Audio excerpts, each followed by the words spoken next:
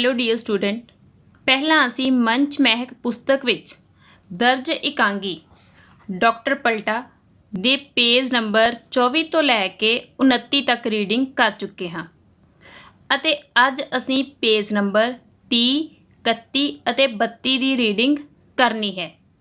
ਪਰ ਸਭ ਤੋਂ ਪਹਿਲਾਂ ਮੈਂ ਤੁਹਾਨੂੰ ਪੇਜ ਨੰਬਰ 24 ਤੋਂ ਲੈ ਕੇ 29 ਤੱਕ ਦੇ ਸਾਰ ਸੰਬੰਧੀ ਸੰਖੇਪ ਵਿੱਚ ਜਾਣਕਾਰੀ ਦੇਵਾਂਗੀ।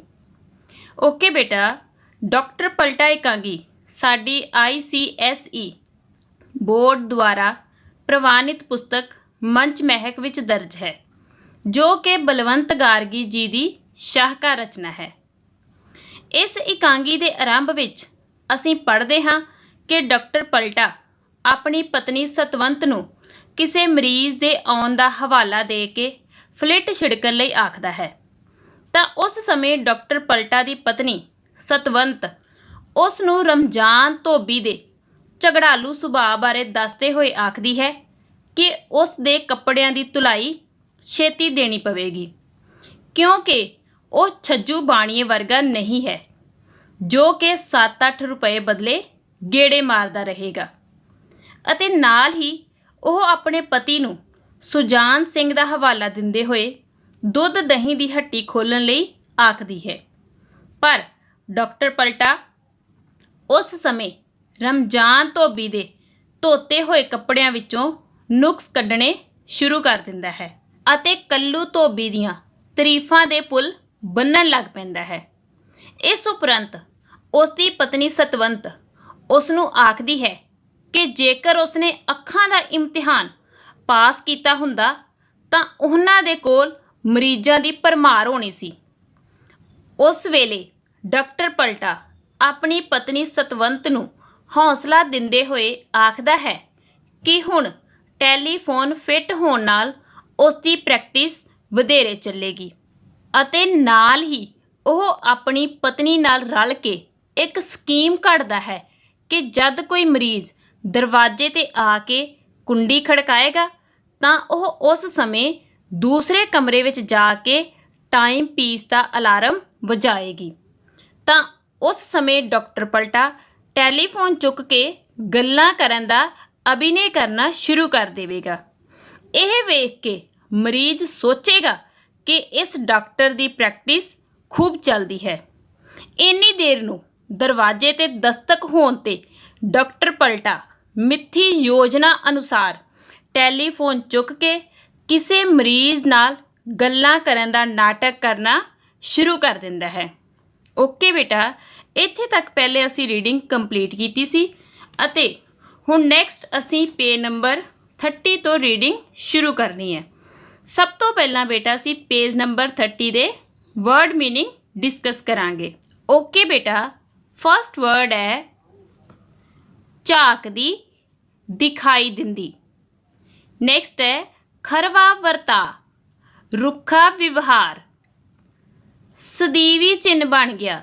ਸਦੀਵੀ ਚਿੰਨ੍ਹ ਮਤਲਬ ਪੱਕਾ ਨਿਸ਼ਾਨ। ਮਿਹਰਬਾਨੀ, ਧੰਨਵਾਦ। ਮਸਨੂਈ, ਨਕਲੀ। ਨੈਕਸਟ ਹੈ ਸ਼ਰੀਫ, ਭਲਾ ਮਾਨਸ। ਨੈਕਸਟ ਵਰਡ ਹੈ ਅਰਜ਼ ਕਰਾਂ, ਬੇਨਤੀ ਕਰਨਾ। ਟੱਪਣ ਦਿੱਤੀ, ਤਰੀਕ ਵੀ ਨਹੀਂ ਸੀ ਟੱਪਣ ਦਿੱਤੀ, ਇਸ ਦਾ ਅਰਥ ਹੈ ਲੰਘਣ ਦਿੱਤੀ। ਠੁੱਠ ਦਿਖਾ ਦਿੰਦੇ ਹੋ, ਠੁੱਠ ਦਿਖਾਉਣਾ, ਨਾ ਕਰਨੀ। ਰੱਬ ਦੇ ਮਾਂ ਮਾਰੇ ਨੇ, ਰੱਬ ਦੇ ਮਾਂ ਮਾਰੇ ਮਤਲਬ ਮਾੜੀ ਕਿਸਮਤ ਹੋਣਾ। ਨੈਕਸਟ ਹੈ ਮੱਥਾ ਮਾਰਦਾ ਰਿਹਾ ਹਾਂ। ਮੱਥਾ ਮਾਰਨਾ ਮਤਲਬ ਸਿਰ ਖਪਾਈ ਕਰਨਾ। ਠੀਕ ਹੈ, ਹੁਣ ਦੇਖੋ ਬੇਟਾ ਜੋ ਫਸਟ ਪੈਰਾ ਸਾਡਾ ਉੱਪਰ ਦਿੱਤਾ ਗਿਆ ਬ੍ਰੈਕਟ ਵਿੱਚ ਜੋ ਵਰਡਿੰਗ ਹੈ ਇਸ ਦੀਆਂ ਕੁਝ ਲਾਈਨਾਂ ਪੇਜ ਨੰਬਰ 29 ਤੇ ਹਨ। ਠੀਕ ਹੈ, ਘੰਟੀ ਵੱਜਦੀ ਹੈ, ਡਾਕਟਰ ਟੈਲੀਫੋਨ ਚੁੱਕ ਲੈਂਦਾ ਹੈ ਤੇ ਗੱਲਾਂ ਕਰਨ ਲੱਗਦਾ ਹੈ। ਦੀਵਾਨ ਝੰਡਾ ਸਿੰਘ ਹੱਥ ਵਿੱਚ ਖੂੰਡੀ ਲਈ ਅੰਦਰ ਦਾਖਲ ਹੁੰਦਾ ਹੈ। ਉਸ ਦੀ ਕਰੜ ਬਰੜੀ, ਅੱਧ ਚਿੱਟੀ ਦਾੜੀ ਚੜੀ ਹੋਈ ਹੈ। ਸਿਰ ਉੱਤੇ 2 ਮੰਜ਼ਲੀ ਪੱਗ ਹੈ। ਜਿਸ ਨੈਕਸਟ ਬੇਟਾ ਪੇਜ ਨੰਬਰ 30 ਤੇ ਦੇਖੋ ਨੈਕਸਟ ਲਾਈਨਾਂ। ਜਿਸ ਵਿੱਚੋਂ ਲਾਲ 50 ਝਾਕਦੀ ਹੈ, ਮੱਥੇ ਉੱਤੇ ਤਿਉੜੀ ਹੈ ਜੋ ਲੋਕਾਂ ਨਾਲ ਲਗਾਤਾਰ ਖਰਵਾ ਵਰਤਾਅ ਹੋਣ ਕਰਕੇ ਇੱਕ ਸਦੀਵੀ ਚਿੰਨ੍ਹ ਬਣ ਗਿਆ ਜਾਪਦੀ ਹੈ। ਹੁਣ ਦੇਖੋ ਬੇਟਾ, ਜਦੋਂ ਦਰਵਾਜ਼ੇ ਦੇ ਉੱਪਰ ਘੰਟੀ ਵੱਜਦੀ ਹੈ ਤਾਂ ਉਸ ਸਮੇਂ ਡਾਕਟਰ ਪਲਟਾ ਆਪਣੀ ਤਰਕੀਬ ਦੇ ਅਨੁਸਾਰ ਟੈਲੀਫੋਨ ਚੁੱਕ ਕੇ ਗੱਲਾਂ ਕਰਨ ਦਾ ਨਾਟਕ ਕਰਨਾ ਸ਼ੁਰੂ ਕਰ ਦਿੰਦਾ ਹੈ ਤੇ ਜੋ ਵਿਅਕਤੀ ਦਰਵਾਜ਼ੇ ਤੇ ਆਇਆ ਹੁੰਦਾ ਹੈ ਅਸਲ ਵਿੱਚ ਉਹ ਕੋਈ ਮਰੀਜ਼ ਨਹੀਂ ਹੁੰਦਾ, ਉਹ ਡਾਕਟਰ ਪਲਟਾ ਦਾ ਮਕਾਨ ਮਾਲਕ ਦੀਵਾਨ ਝੰਡਾਮਲ ਹੁੰਦਾ ਹੈ। ਠੀਕ ਹੈ, ਉਸ ਨੇ 2 ਮੰਜ਼ਲੀ ਪੱਗ ਭਾਵ ਕਿ ਉੱਚੀ ਸਾਰੀ ਪੱਗ ਬੰਨੀ ਹੁੰਦੀ ਹੈ ਤੇ ਉਸ ਵਿੱਚੋਂ ਲਾਲ 50 ਦਿਖਾਈ ਦੇ ਰਹੀ ਹੁੰਦੀ ਹੈ ਅਤੇ ਉਸ ਦੇ ਹੁਲੀਏ ਬਾਰੇ ਦੱਸਿਆ ਗਿਆ ਹੈ ਕਿ ਉਸ ਦੀ ਦਾੜੀ ਅੱਧੀ ਕਾਲੀ ਅਤੇ ਅੱਧੀ ਚਿੱਟੀ ਹੈ। ਮੱਥੇ ਉੱਤੇ ਤਿਉੜੀਆਂ ਦਾ ਨਿਸ਼ਾਨ ਬਣਿਆ ਹੋਇਆ ਹੈ ਕਿਉਂਕਿ ਲੋਕਾਂ ਦੇ ਪ੍ਰਤੀ ਉਸ ਦਾ ਵਿਵਹਾਰ ਰੁੱਖਾ ਹੈ। ਹੁਣ ਕਿਹੜੇ ਲੋਕਾਂ ਪ੍ਰਤੀ? ਆਪਣੇ ਕਿਰਾਏਦਾਰਾਂ ਪ੍ਰਤੀ। ਠੀਕ ਹੈ, ਨੈਕਸਟ ਬੇਟਾ, ਡਾਕਟਰ ਟੈਲੀਫੋਨ ਉੱਤੇ ਗੱਲਾਂ ਕਰਦੇ ਹੋਏ, ਜੀ ਜੀ ਹਾਂ ਠੀਕ, ਮੈਂ ਦਵਾ ਘੱਲ ਦਿੱਤੀ ਏ। ਕੀ ਆਖਿਆ? ਹਾ ਹਾ ਹਾ, ਤੁਹਾਡੀ ਮਿਹਰਬਾਨੀ, ਤੁਸੀਂ ਠੀਕ ਆਖਦੇ ਹੋ। ਇਸੇ ਲਈ ਅਮਰੀਕਾ ਵਿੱਚ ਲੋਕ ਅਸਲੀ ਦੰਦ ਉਖੜਵਾ ਕੇ ਮਸਨੂਈ ਦੰਦ ਲਗਵਾ ਲੈਂਦੇ ਨੇ। ਇਹ ਮਸਨੂਈ ਦੰਦ ਅਸਲੀ ਦੰਦਾਂ ਨਾਲੋਂ ਕਿਤੇ ਮਜ਼ਬੂਤ ਅਤੇ ਸੋਹਣੇ ਹੁੰਦੇ ਹਨ। ਇਹਨਾਂ ਨੂੰ ਨਾ ਕੀੜੇ ਦਾ ਖਤਰਾ, ਨਾ ਰੋਗ ਦਾ, ਨਾ ਦਰਦ ਦਾ। ਅੱਛਾ, ਮੈਂ ਕੋਈ ਗੱਲ ਨਹੀਂ, ਹਾਂ 300 ਰੁਪਏ ਆ ਜਾਣਗੇ। ਆਹੋ, ਸ਼ਾਮ ਨੂੰ ਨੌਕਰ ਹੱਥ ਚੈੱਕ ਭਿਜਵਾ ਦੇਣਾ। ਹੁਣ ਇੱਥੇ ਵਰਡ ਬੇਟਾ ਦੱਦੇ ਸਿਆਰੀ ਦਿੱਤਾ ਹੈ, ਦੱਦੇ ਲਾਂ ਨਾਣੇ ਕੰਨਾ ਦੇਣਾ। ਮਿਹਰਬਾਨੀ, ਕੋਈ ਛੇਤੀ ਨਹੀਂ, ਹੋ ਅੱਛਾ, ਘਰ ਦੀ ਗੱਲ ਹੈ। ਆਦਮੀ, ਮੈਂ ਵੀ ਘਰ ਦੀ ਗੱਲ ਕਰਨ ਆਇਆ ਹਾਂ। ਡਾਕਟਰ, ਘਰ ਦੀ ਗੱਲ? ਆਦਮੀ, ਹਾਂ ਡਾਕਟਰ ਸਾਹਿਬ, ਇਹ ਮੇਰਾ 8ਵਾਂ ਫੇਰਾ ਹੈ। ਡਾਕਟਰ, ਕੌਣ ਕੌਣ? ਟੈਲੀਫੋਨ ਰੱਖ ਕੇ, ਆਓ ਆਓ ਬੈਠੋ ਦੀਵਾਨ ਸਾਹਿਬ। ਕੁਰਸੀ ਉੱਤੋਂ ਉੱਠ ਖੜੋਂਦਾ ਹੈ।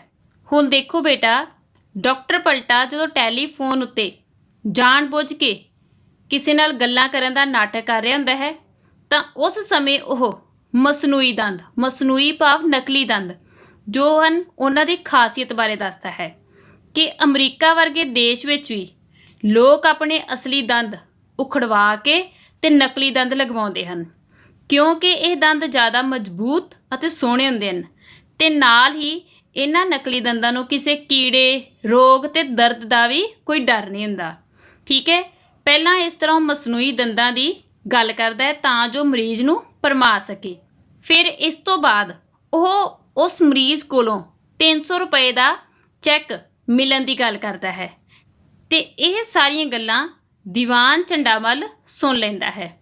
ਇਸ ਲਈ ਉਹ ਡਾਕਟਰ ਪਲਟਾ ਨੂੰ ਆਖਦਾ ਹੈ ਕਿ ਉਸ ਦਾ ਡਾਕਟਰ ਪਲਟਾ ਦੇ ਘਰ ਆਪਣਾ ਕਿਰਾਇਆ ਲੈਣ ਲਈ 8ਵਾਂ ਫੇਰਾ ਹੈ। ਉਹ ਬਹੁਤ ਗੁੱਸੇ ਵਿੱਚ ਹੈ ਕਿਉਂਕਿ ਡਾਕਟਰ ਪਲਟਾ ਨੇ ਉਸ ਦਾ ਅਜੇ ਤੱਕ ਕਿਰਾਇਆ ਨਹੀਂ ਦਿੱਤਾ ਤੇ ਜਦੋਂ ਡਾਕਟਰ ਪਲਟਾ ਨੂੰ ਇਹ ਗੱਲ ਸਪਸ਼ਟ ਹੁੰਦੀ ਹੈ ਕਿ ਦਰਵਾਜ਼ੇ ਦੇ ਉੱਪਰ ਕੋਈ ਮਰੀਜ਼ ਨਹੀਂ ਆਇਆ ਬਲਕਿ ਉਸ ਦਾ ਮਕਾਨ ਮਾਲਕ ਦੀਵਾਨ ਝੰਡਾਮਲ ਆਇਆ ਹੈ ਤੇ ਉਹ ਛੇਤੀ ਟੈਲੀਫੋਨ ਰੱਖ ਕੇ ਆਪ ਕੁਰਸੀ ਤੋਂ ਉੱਠ ਕੇ ਖੜਾ ਹੋ ਜਾਂਦਾ ਹੈ। ਠੀਕ ਹੈ, ਨੈਕਸਟ ਦੇਖੋ ਬੇਟਾ, ਨੈਕਸਟ ਡਾਇਲੌਗ, ਦੀਵਾਨ ਝੰਡਾ ਸਿੰਘ ਖੁੰਡੀ ਖੜਕਾ ਕੇ, ਡਾਕਟਰ ਸਾਹਿਬ ਸ਼ਰੀਫ ਸਮਝ ਕੇ ਪਗੜੀ ਦੇ ਬਗੈਰ ਮੈਂ ਤੁਹਾਨੂੰ ਇਹ ਮਕਾਨ ਕਿਰਾਏ ਚਾੜ ਦਿੱਤਾ ਪਰ ਤੁਸੀਂ ਸ਼ਰੀਫਾਂ ਵਾਲਾ ਕੋਈ ਵਿਹਾਰ ਨਹੀਂ ਰੱਖਿਆ। ਡਾਕਟਰ, ਦੀਵਾਨ ਸਾਹਿਬ ਬੈਠੋ ਤਾਂ ਸਹੀ, ਮੈਂ ਤੁਹਾਨੂੰ ਅਰਜ਼ ਕਰਾਂ, ਇੱਕ ਮੁਸੀਬਤ ਵਿੱਚ ਫਸ ਗਿਆ ਸਾਂ। ਨਹੀਂ ਤਾਂ ਤੁਹਾਨੂੰ ਪਤਾ ਹੈ ਮੈਂ ਕਦੀ ਪਹਿਲੀ ਤਰੀਕ ਵੀ ਨਹੀਂ ਸੀ ਟੱਪਣ ਦਿੱਤੀ। ਹੁਣ ਦੇਖੋ ਬੇਟਾ, ਪਹਿਲੇ ਦੀਵਾਨ ਝੰਡਾ ਸਿੰਘ ਜੋ ਹੈ ਆਪਣੀ ਖੂੰਡੀ ਖੜਕਾਉਂਦਾ ਹੈ।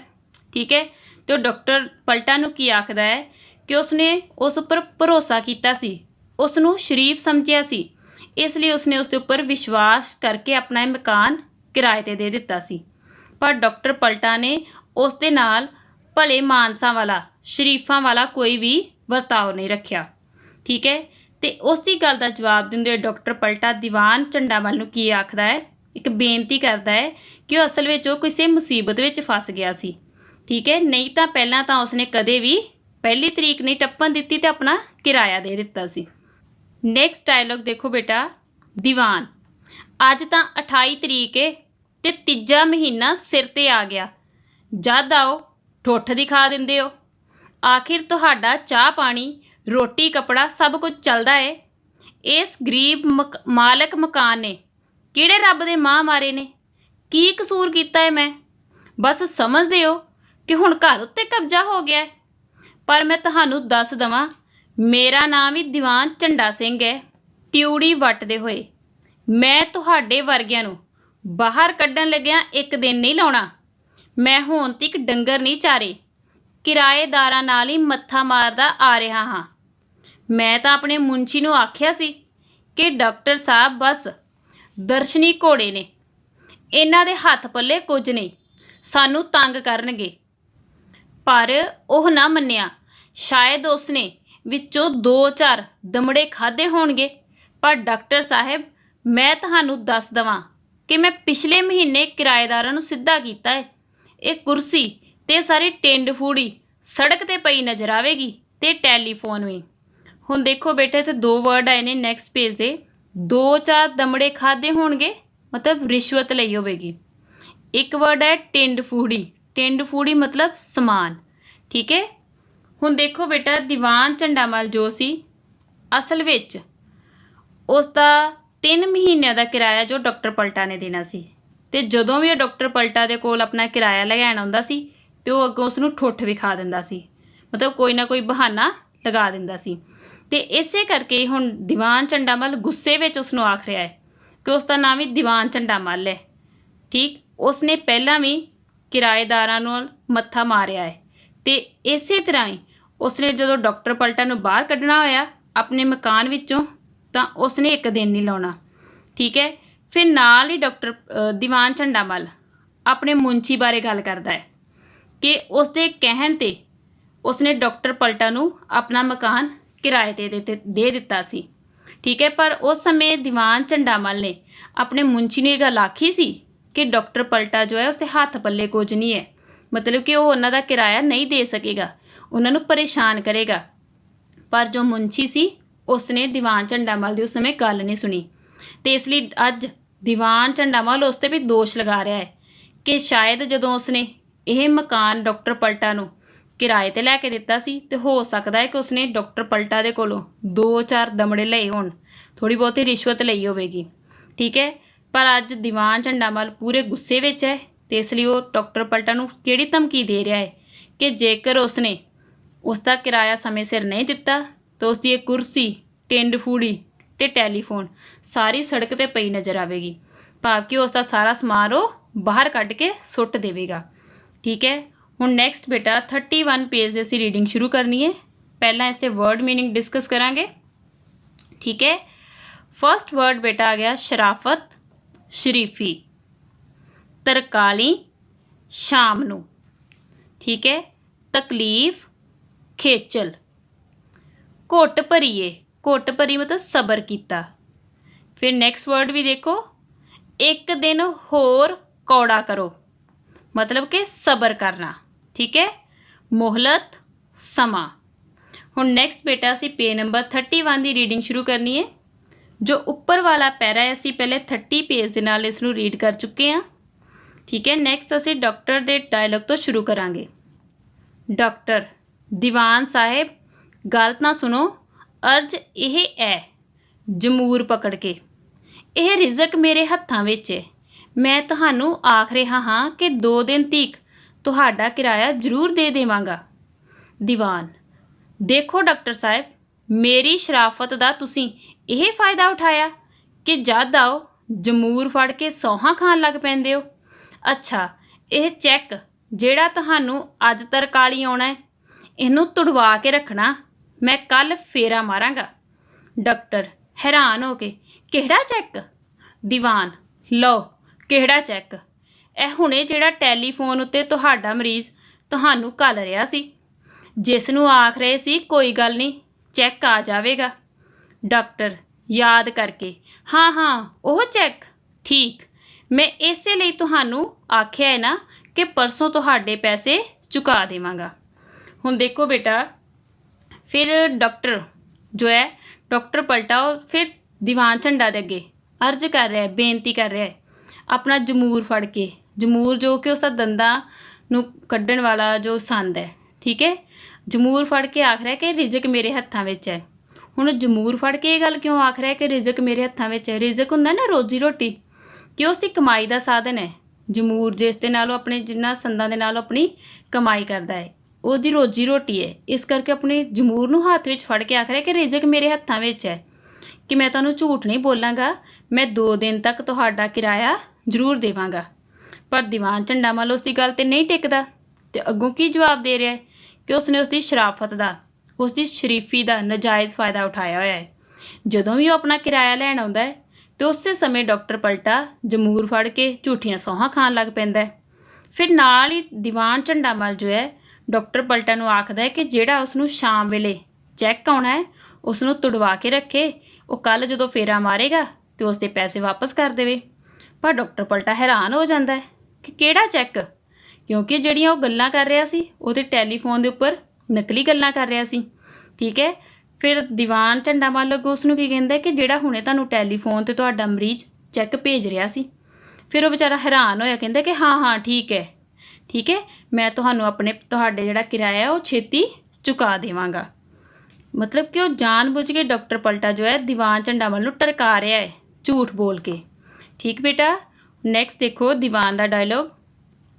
3 महीने का किराया 33 रुपए के हिसाब नाल 99 रुपए बनता है, एक घट 100, मैं कल आवांगा। डॉक्टर हुण तुसीं तकलीफ ना करनी, मैं तुहाडे घर ही भिजवा देवांगा। दीवान जी किराया तुहानूं पुज जावेगा, इस वक्त मरीजां दे आउण दा वेला है, तुसीं बहुता शर्मिंदा ना करो। दीवान मरीजां दे आउण दा वेला है तां फिर मैं की करां? डॉक्टर जिथे तुसीं 3 महीने घुट भरीए उत्थे एक दिन होर कौड़ा करो।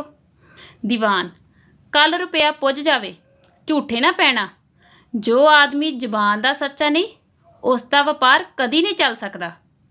डॉक्टर बस दीवान साहब तुसीं 1-2 दिन की मोहलत दिओ, पहला काम इहो कि तुहाडे रुपए तारां। दीवान चंगा फिर असीं चलदे हां। डॉक्टर कुछ चाह पानी दा पींदे जाओ। हुण देखो बेटा जो दीवान है वो डॉक्टर पलटा नूं अपने 3 महीनों का 33 रुपए के हिसाब के नाल 99 रुपए किराया दसदा है, ठीक है। तो नाल ही यह भी आखदा है कि वह कल नूं आके अपना किराया लै जावेगा। पर डॉक्टर पलटा उसकी गल का जवाब दिंदे होए ये आखदा है कि वह दोबारा आउण दी खेचल ना करन, वो खुद जाके ही उन्हां दा किराया उन्हां नूं घर दे आवेगा, ठीक। ते नाल ही डॉक्टर पलटा दीवान झंडा मल नूं यह गल आखदा है कि हुण मरीजां दे आउण दा वेला हो गया है, इसलिए उस नूं बहुता शर्मिंदा ना करन, ते जिथे उन्हां ने पहलां 3 महीने सबर कीता है एक दिन होर सबर कर लैन। फिर इस तो बाद दीवान झंडा मल डॉक्टर पलटा नूं आखदा है कि वह अपने हुण वादे तो ना मुकरे, भाव के झूठा ना पवे, ठीक है। तो यह कहंदियां होइयां दीवान झंडा मल उत्थों चला जाता है। हुण नैक्सट बेटा असीं पेज नंबर 32 के वर्ड मीनिंग डिस्कस करांगे, ठीक है। फर्स्ट वर्ड बच्चे रजवी ग्राही मिलेगी, चंगा गुजारा होवेगा, नजिठो भुगताओ, सुख का साह भरदा है, मतलब आराम महसूस करना, रब खैर करे, रब भला करे। नैक्सट वर्ड इकरार कीता, वादा कीता, बतीसी, बतीसी मतलब दंद बीड़ी, 32 दंद, ठीक है। टहलदे होए, इधर उधर घूमदे होए, जाहिल अनपढ़। नैक्सट वर्ड है मूँह चमक उठदा है, खुश हो जाना, ठीक बेटा। हुण इस तो बाद असी पेज नंबर 32 की रीडिंग शुरू करांगे, ठीक है। फर्स्ट डायलॉग बेटा दीवान दा। नहीं हाले मैं तां 3 थां होर जाना है, ये हवेलियां खड़ियां करके मैं तां सोचिया सी भई सुख नाल 2 डंग रजवी ग्राही मिलेगी, पर फेरे पापा छित्तर रह जांदे ने, तलियां विच मगोरे हो गए ने। चंगा हुण मैं चलदा, तुसीं मरीजां नाल नजिठो। दीवान झंडा सिंह जांदा है, डॉक्टर सुख दा साह भरदा है, सतवंत अंदर आउंदी है। ਹੁਣ ਦੇਖੋ ਬੇਟਾ, ਜਦੋਂ ਡਾਕਟਰ ਪਲਟਾ ਨੇ ਦੀਵਾਨ ਝੰਡਾਮਲ ਨੂੰ ਚਾਹ ਪਾਣੀ ਪੀਣ ਬਾਰੇ ਪੁੱਛਦਾ ਹੈ ਤਾਂ ਉਸ ਸਮੇਂ ਦੀਵਾਨ ਝੰਡਾਮਲ ਉਸ ਨੂੰ ਇਨਕਾਰ ਕਰਦੇ ਹੋਏ ਆਖਦਾ ਹੈ ਕਿ ਅਜੇ ਉਸਨੇ 3 ਜਗ੍ਹਾ ਹੋਰ ਜਾਣਾ ਹੈ, ਮਤਲਬ 3 ਜਗ੍ਹਾ ਤੋਂ ਹੋਰ ਕਿਰਾਇਆ ਲੈਣਾ ਹੈ। ਤੇ ਨਾਲ ਹੀ ਉਹ ਆਪਣੀ ਮੁਸ਼ਕਿਲ ਜ਼ਾਹਿਰ ਕਰਦੇ ਹੋਏ ਦੱਸਦਾ ਹੈ ਕਿ ਉਸਨੇ ਹਵੇਲੀਆਂ ਖੜੀਆਂ ਕਰਕੇ, ਮਤਲਬ ਮਕਾਨ ਕਿਰਾਏ 'ਤੇ ਦੇ ਕੇ ਇਹ ਸੋਚਿਆ ਸੀ ਕਿ ਉਸ ਦਾ ਚੰਗਾ ਗੁਜ਼ਾਰਾ ਹੋ ਜਾਵੇਗਾ, ਪਰ ਉਸ ਦੇ ਲਈ ਤਾਂ ਕਿਰਾਏਦਾਰਾਂ ਦੇ ਕੋਲ ਫੇਰੇ ਪਾ ਕੇ ਛਿੱਤਰ ਰਹਿ ਗਏ ਨੇ, ਉਹਦੀਆਂ ਤਲੀਆਂ ਵਿੱਚ ਮਗੋਰੇ ਹੋ ਗਏ ਨੇ। ਵਾਰ-ਵਾਰ ਮਤਲਬ ਆਪਣਾ ਕਿਰਾਇਆ ਲੈਣ ਲਈ ਉਹਨਾਂ ਦੇ ਘਰ ਚੱਕਰ ਮਾਰਨੇ ਪੈਂਦੇ ਨੇ। ਠੀਕ ਹੈ, ਫਿਰ ਇਸੇ ਤਰ੍ਹਾਂ ਹੀ ਇਹ ਗੱਲਾਂ ਕਹਿੰਦੇ ਹੋਏ ਦੀਵਾਨ ਝੰਡਾਮਲ ਚਲਾ ਜਾਂਦਾ ਹੈ ਤੇ ਉਸ ਦੇ ਜਾਣ ਉਪਰੰਤ ਡਾਕਟਰ ਪਲਟਾ ਜੋ ਹੈ ਸੁੱਖ ਦਾ ਸਾਹ ਭਰਦਾ ਹੈ, ਮਤਲਬ ਥੋੜ੍ਹਾ ਆਰਾਮ ਮਹਿਸੂਸ ਕਰਦਾ ਹੈ। ਹੁਣ ਨੈਕਸਟ ਦੇਖੋ ਬੇਟਾ, ਡਾਕਟਰ ਤੜਕੇ ਤੜਕੇ ਦੀਵਾਨ ਮੱਥੇ ਲੱਗਿਆ ਹੈ, ਰੱਬ ਖੈਰ ਕਰੇ। ਸਤਵੰਤ ਆਖਦੇ ਸਾਓ ਦੀਵਾਨ ਸ਼ਰੀਫ ਆਦਮੀ ਹੈ। ਇੱਥੇ ਰੂਹ ਵਰਡ ਦਿੱਤਾ ਹੈ, ਹਾਹਾ ਵਰਡ ਆਏਗਾ ਬੇਟਾ। ਦੇਖ ਲਈ ਇਸ ਦੀ ਸ਼ਰਾਫਤ। ਰਤਾ ਕਿਰਾਏ ਨੂੰ ਚਿਰ ਹੋ ਜਾਵੇ ਗਿੱਚੀ ਉੱਤੇ ਆ ਬੈਠਦਾ ਹੈ। ਤੁਸੀਂ ਕਦੇ ਮੇਰੀ ਗੱਲ ਮੰਨੀ ਹੋਵੇ ਤਾਂ ਮੈਂ ਕੁਝ ਆਖਾਂ? ਮੇਰੇ ਆਖਣ ਦਾ ਕੀ ਮੁੱਲ? ਕਰਨੀ ਤਾਂ ਤੁਸੀਂ ਉਹੀ ਗੱਲ ਹੋਈ ਜੋ ਇੱਕ ਵਾਰ ਤੁਹਾਡੇ ਦਿਮਾਗ ਵਿੱਚ ਵੜ ਜਾਂਦੀ ਏ। ਹੁਣ ਦੇਖੋ ਬੇਟਾ, ਜਦੋਂ ਦੀਵਾਨ ਝੰਡਾਮਲ ਚਲਾ ਜਾਂਦਾ ਹੈ ਉਸ ਸਮੇਂ ਡਾਕਟਰ ਪਿਆਰਾ ਸਿੰਘ ਪਲਟਾ ਦੀ ਪਤਨੀ ਸਤਵੰਤ ਅੰਦਰ ਆਉਂਦੀ ਹੈ ਅਤੇ ਉਹ ਆਪਣੇ ਪਤੀ ਨੂੰ ਆਖਦੀ ਹੈ ਕਿ ਉਸਨੇ ਤਾਂ ਆਖਿਆ ਸੀ ਕਿ ਦੀਵਾਨ ਝੰਡਾਮਲ ਬਹੁਤ ਸ਼ਰੀਫ ਆਦਮੀ ਹੈ। ਠੀਕ ਹੈ, ਪਰ ਦੇਖੋ ਜੇ ਥੋੜ੍ਹੀ ਦੇਰ ਅਜੇ ਕਿਰਾਏ ਨੂੰ ਹੋਈ ਹੈ ਤਾਂ ਸਿਰ ਉੱਤੇ ਚੜਾ ਬੈਠਦਾ ਹੈ। ਠੀਕ ਹੈ, ਨਾਲ ਹੀ ਉਸ ਨੂੰ ਉਲਾਮਾ ਦਿੰਦੀ ਹੈ ਕਿ ਉਸ ਦੀ ਕੋਈ ਗੱਲ ਨਹੀਂ ਸੁਣਦਾ। ਠੀਕ ਹੈ, ਤੇ ਫਿਰ ਉਸ ਦੇ ਸਲਾਹ ਦੇਣ ਦਾ ਵੀ ਕੋਈ ਫਾਇਦਾ ਨਹੀਂ ਹੈ। ਨੈਕਸਟ ਡਾਇਲੋਗ ਬੇਟਾ ਦੇਖੋ ਡਾਕਟਰ ਦਾ, ਮਸਾਂ ਮਗਰੋਂ ਲਾਇਆ ਹੈ, ਹੁਣ ਪਰਸੋਂ ਦਾ ਇਕਰਾਰ ਕੀਤਾ ਹੈ। ਮੈਂ ਸੋਚਦਾ ਹਾਂ ਜੇ ਕੋਈ ਇੱਕ ਵੀ ਮਰੀਜ਼ ਆ ਜਾਵੇ ਜਿਸ ਦੀ ਬਤੀਸੀ ਲੱਥੀ ਹੋਵੇ ਤਾਂ ਸਭ ਦਾ ਲੈਣਾ ਦੇਣਾ ਮੁਕਾ ਦਈਏ। ਠੀਕ ਹੈ, ਹੁਣ ਦੇਖੋ ਡਾਕਟਰ ਪਲਟਾ ਕੀ ਆਖ ਰਿਹਾ ਆਪਣੀ ਪਤਨੀ ਨੂੰ ਕਿ ਉਸਨੇ ਦੀਵਾਨ ਝੰਡਾਮਲ ਨੂੰ ਬੜੀ ਮੁਸ਼ਕਿਲ ਦੇ ਨਾਲ ਟਾਲਿਆ ਹੈ ਤੇ ਪਰਸੋਂ ਦਾ ਇਕਰਾਰ ਕੀਤਾ ਹੈ ਕਿ ਉਸ ਦਾ ਕਿਰਾਇਆ ਦੇ ਦੇਵੇਗਾ। ਨਾਲ ਹੀ ਉਹ ਕੀ ਆਖ ਰਿਹਾ ਆਪਣੀ ਪਤਨੀ ਨੂੰ, ਕੀ ਸੋਚ ਰਿਹਾ ਹੈ ਕਿ ਕੋਈ ਅਜਿਹਾ ਮਰੀਜ਼ ਆ ਜਾਵੇ ਜਿਸ ਦੀ ਬਤੀਸੀ ਲੱਥੀ ਹੋਏ, ਸਾਰੇ ਦੰਦ ਲੱਥੇ ਹੋਣ, ਤੇ ਇਸ ਦੇ ਨਾਲ ਕੀ ਹੈ ਜਦੋਂ ਉਸ ਕੋਲੋਂ ਪੈਸੇ ਮਿਲਣਗੇ ਤਾਂ ਸਭ ਦਾ ਉਧਾਰ ਚੁਕਾ ਸਕਦਾ ਹੈ। ਨੈਕਸਟ ਦੇਖੋ ਬੇਟਾ, ਸੋਚਾਂ ਵਿੱਚ ਟਹਿਲਦੇ ਹੋਏ ਗੁੱਸੇ ਨਾਲ, ਹਿੰਦੁਸਤਾਨ ਹੈ ਹੀ ਜਾਹਿਲ ਮੁਲਕ, ਇਸੇ ਲਈ ਤਾਂ ਆਏ ਦਿਨ ਲੱਖਾਂ ਲੋਕੀ ਚੂਹਿਆਂ ਵਾਂਗ ਮਰ ਜਾਂਦੇ ਨੇ। ਜਾਨ ਬੇਸ਼ੱਕ ਨਿਕਲ ਜਾਵੇ ਪਰ ਇਲਾਜ ਨਹੀਂ ਕਰਾਉਣਾ। ਦੂਜੇ ਮੁਲਕਾਂ ਵਿੱਚ ਭਾਵੇਂ ਉਂਗਲ ਵੀ ਦੁਖੇ ਆਪਰੇਸ਼ਨ ਕਰਵਾ ਲੈਣਗੇ, ਇਸੇ ਲਈ ਤਾਂ ਉਹਨਾਂ ਡਾਕਟਰਾਂ ਦੀ ਪ੍ਰੈਕਟਿਸ ਚੱਲਦੀ ਹੈ। ਪਰ ਇੱਥੇ ਸਮਝ ਨਹੀਂ ਆਉਂਦੀ, ਇਸ ਦੇਸ਼ ਵਿੱਚ ਤਾਂ ਮਦਾਰੀ ਤੇ ਪੁਜਾਰੀ ਹੀ ਕੰਮ ਚਲਾ ਸਕਦੇ ਹਨ, ਡਾਕਟਰ ਨਹੀਂ। ਜਦ ਹਰ ਚੌਂਕ, ਹਰ ਮੋੜ, ਹਰ ਰੇਲ ਗੱਡੀ ਵਿੱਚ ਦੰਦਾਂ ਦਾ ਮੰਜਣ ਵੇਚਣ ਵਾਲੇ ਫਿਰਦੇ ਹੋਣ ਤਾਂ ਲੋਕਾਂ ਇਸ ਦੁਕਾਨ ਉੱਤੇ ਕਿਉਂ ਆਉਣਾ ਹੈ? ਤੇ ਉਹ ਮਰੀਜ਼ ਜਿਸ ਆਉਣ ਦਾ ਵਾਅਦਾ ਕੀਤਾ ਸੀ ਆਉਣ ਵਿੱਚ ਹੀ ਨਹੀਂ ਆਉਂਦਾ। ਕੁਝ ਸੋਚਦੇ ਹੋਏ ਦੂਜੇ ਡਾਕਟਰਾਂ ਵਾਂਗ ਟੈਲੀਫੋਨ ਪਿੱਛੋਂ ਸ਼ਾਇਦ ਨਹੀਂ, ਜ਼ਰੂਰ ਇੱਕਦਮ ਖਿਆਲ ਨਾਲ ਉਸ ਦਾ ਮੂੰਹ ਚਮਕ ਉੱਠਦਾ ਹੈ। ਮੈਂ ਤੈਨੂੰ ਇੱਕ ਗੱਲ ਦੱਸਾਂ? ਸਤਵੰਤ ਕੀ? ਡਾਕਟਰ ਮੈਂ ਉਸ ਦਿਨ ਆਖ ਰਿਹਾ ਸਾਂ ਨਾ ਕਿ ਨਰਸ ਵੀ ਜ਼ਰੂਰੀ ਹੈ। ਸਤਵੰਤ ਹਾਂ। ਡਾਕਟਰ ਇੱਕ ਨਰਸ ਜੋ ਤਿਤਲੀ ਵਾਂਗ ਖੰਭ ਫੜਕਾਉਂਦੀ ਤੇ ਉੱਚੀ ਅੱਡੀ ਦੀ ਸੈਂਡਲ ਪਾਈ ਫਿਰਦੀ ਹੋਵੇ ਤਾਂ ਮਰੀਜ਼ ਤਾਂ ਭਵਰਿਆਂ ਵਾਂਗ ਆ ਡਿੱਗਣਗੇ। ਸਤਵੰਤ ਹੈਂ? ਹੁਣ ਦੇਖੋ ਬੇਟਾ, ਡਾਕਟਰ ਜੋ ਹੈ ਉਹ ਆਪਣੀ ਪਤਨੀ ਨਾਲ ਕੀ ਗੱਲਾਂ ਕਰ ਰਿਹਾ ਹੈ, ਆਪਣੇ ਦੇਸ਼ ਬਾਰੇ ਗੱਲ ਕਰ ਰਿਹਾ ਹੈ ਕਿ ਇੱਥੋਂ ਦੇ ਲੋਕ ਅਨਪੜ੍ਹ ਹਨ। ਠੀਕ ਹੈ, ਜੇ ਉਹਨਾਂ ਦੀ ਜਾਨ ਵੀ ਨਿਕਲਦੀ ਹੋਵੇ ਤਾਂ ਵੀ ਇਲਾਜ ਨਹੀਂ ਕਰਵਾਉਂਦੇ, ਤੇ ਇਸੇ ਕਰਕੇ ਲੱਖਾਂ ਲੋਕ ਜੋ ਹਨ ਜਿਵੇਂ ਚੂਹੇ ਮਰਦੇ ਹਨ ਉਸੇ ਤਰ੍ਹਾਂ ਮਰ ਜਾਂਦੇ ਹਨ। ਤੇ ਜੇ ਦੂਜੇ ਮੁਲਕਾਂ ਵੱਲ ਅਸੀਂ ਵੇਖੀਏ ਤੇ ਉੱਥੇ ਕਿਸੇ ਦੀ ਥੋੜ੍ਹੀ ਬਹੁਤੀ ਉਂਗਲ ਵੀ ਦੁਖਦੀ ਹੋਵੇ ਤਾਂ ਆਪਰੇਸ਼ਨ ਕਰਵਾਉਣ ਨੂੰ ਪਹਿਲ ਦਿੰਦੇ ਹਨ। ਇਸੇ ਕਰਕੇ ਉੱਥੋਂ ਦੇ ਜੋ ਡਾਕਟਰ ਹਨ ਦੂਸਰੇ ਦੇਸ਼ਾਂ ਦੇ, ਉਹਨਾਂ ਦੀ ਪ੍ਰੈਕਟਿਸ ਵਧੇਰੇ ਚੱਲਦੀ ਹੈ। ਪਰ ਨਾਲ ਹੀ ਡਾਕਟਰ ਪਲਟਾ ਕੀ ਕਹਿੰਦਾ ਹੈ ਕਿ ਜੋ ਸਾਡਾ ਦੇਸ਼ ਹੈ ਇੱਥੇ ਮਦਾਰੀ ਤੇ ਪੁਜਾਰੀ ਹੀ ਕੰਮ ਚਲਾ ਸਕਦੇ ਹਨ। ਮਤਲਬ ਲੋਕ ਜੋ ਹਨ ਵਹਿਮਾਂ ਭਰਮਾਂ ਵਿੱਚ ਜਾਂ ਮਦਾਰੀ ਪੁਜਾਰੀ ਜੋ ਹਨ ਇਹਨਾਂ ਦੇ ਪੈਸੇ ਵਟਾ ਕੇ ਖੁਸ਼ ਹਨ। ਠੀਕ, ਹੁਣ ਫਿਰ ਇਸ ਤੋਂ ਬਾਅਦ ਉਹ ਕੀ ਆਖਦਾ ਹੈ ਕਿ ਸਾਡੇ ਦੇਸ਼ ਵਿੱਚ ਹਰ ਚੌਂਕ 'ਤੇ, ਹਰ ਮੋੜ 'ਤੇ, ਹਰ ਰੇਲ ਗੱਡੀ ਵਿੱਚ ਦੰਦਾਂ ਦਾ ਮੰਜਨ ਜੋ ਹੈ ਵੇਚਣ ਵਾਲੇ ਫਿਰਦੇ ਹਨ ਅਤੇ ਇਸ ਕਰਕੇ ਲੋਕਾਂ ਨੂੰ ਦੰਦਾਂ ਦੀ ਜੋ ਸਮੱਸਿਆ ਜ਼ਿਆਦਾ ਸਾਹਮਣਾ ਨਹੀਂ ਕਰਨਾ ਪੈਂਦਾ ਅਤੇ ਫਿਰ ਉਹਨਾਂ ਨੇ ਆਪਣੀ ਦੰਦਾਂ ਦੀ ਦੁਕਾਨ 'ਤੇ ਕਿਉਂ ਆਉਣਾ ਹੈ। ਠੀਕ ਹੈ, ਫਿਰ ਇਸੇ ਤਰ੍ਹਾਂ ਹੀ ਉਸ ਦੇ ਦਿਮਾਗ ਵਿੱਚ ਇਹ ਸੋਚਾਂ ਸੋਚਦੇ ਹੋਏ ਇੱਕ ਖਿਆਲ ਆਉਂਦਾ ਹੈ ਅਤੇ ਉਸ ਦੇ ਮੂੰਹ 'ਤੇ ਚਮਕ ਆ ਜਾਂਦੀ ਹੈ, ਖੁਸ਼ ਹੋ ਜਾਂਦਾ ਹੈ, ਆਪਣੀ ਪਤਨੀ ਨੂੰ ਆਖਦਾ ਮੈਂ ਤੈਨੂੰ ਇੱਕ ਗੱਲ ਦੱਸਦਾ। ਠੀਕ ਹੈ, ਕਿਹੜੀ ਗੱਲ ਦੱਸਦਾ ਹੈ? ਉਹਨਾਂ ਦੇ ਕਲੀਨਿਕ 'ਤੇ ਵੀ ਇੱਕ ਨਰਸ ਹੋਵੇ ਜੋ ਕਿ ਤਿਤਲੀ ਵਾਂਗ ਖੰਭ ਫੜਕਾਉਂਦੀ ਹੋਵੇ, ਉਸਨੇ ਉੱਚੀ ਅੱਡੀ ਦੀ ਸੈਂਡਲ ਪਾਈ ਹੋਵੇ ਅਤੇ ਫਿਰ ਉਸ ਨਰਸ ਦੇ ਵੱਲ ਵੇਖ ਕੇ ਮਰੀਜ਼ਾਂ ਦੀ ਭਰਮਾਰ ਜੋ ਹੈ ਉਹ ਵਧੇਗੀ। ਮਤਲਬ ਕਿ ਮਰੀਜ਼ ਨਰਸ ਵੱਲ ਆਕਰਸ਼ਿਤ ਹੋ ਕੇ ਵਧੇਰੇ ਆਉਣਗੇ। ਠੀਕ ਹੈ, ਹੁਣ ਦੇਖੋ ਬੇਟਾ ਇੱਥੇ ਪੇਜ ਨੰਬਰ 32 ਤੱਕ ਸਾਡੀ ਰੀਡਿੰਗ ਕੰਪਲੀਟ ਹੋ ਗਈ ਹੈ ਅਤੇ ਤੁਸੀਂ ਪੇਜ ਨੰਬਰ 24 ਤੋਂ 32 ਤੱਕ ਜਿੱਥੇ ਤੱਕ ਸਾਡੀ ਰੀਡਿੰਗ ਕੰਪਲੀਟ ਹੋਈ ਹੈ ਇਹ ਪੇਜ ਦੁਬਾਰਾ ਚੰਗੀ ਤਰ੍ਹਾਂ ਰੀਡ ਕਰ ਲੈਣ। ਠੀਕ ਹੈ, ਓਕੇ ਬੇਟਾ, ਥੈਂਕ ਯੂ।